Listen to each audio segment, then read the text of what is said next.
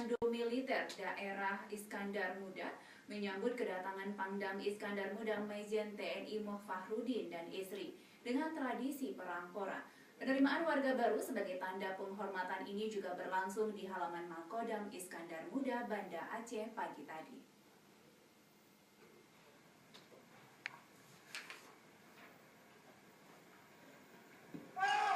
Acara penerimaan Pangdam Iskandar Muda yang baru ini diawali laporan dari pos jaga di depan pintu masuk Kodam Iskandar Muda.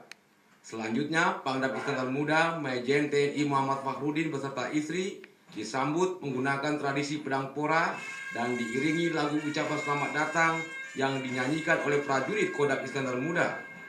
Pangdam Iskandar Muda Majen TNI Muhammad Fahrudin mengucapkan terima kasih kepada Pangdam Iskandar Muda sebelumnya, Majen Tatan Sulaiman dan seluruh prajurit atas penerimaan dirinya sebagai warga baru di Kodam Iskandar Muda.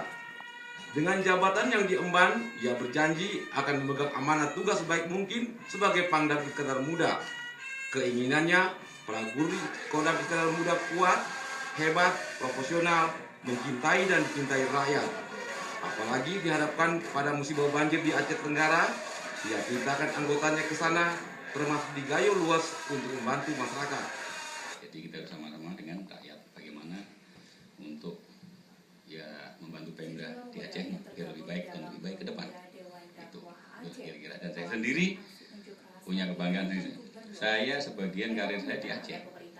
Saya pangkat kapten di Aceh, mayor di Aceh, letkol di Aceh penguasaan, ya kan? Walaupun tidak selama ya.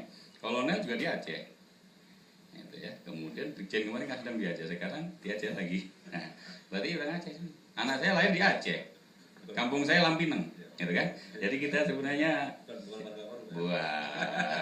balik kampung, gitu ya. Nah, tadi ini pembinaan kita ke dalam prajurit kita ya, terus kemudian juga kita ke masyarakat. Tadi mencintai dan dicintai rakyat. Nah, kayak kemarin ada di Aceh Tenggara, ada kena banjir.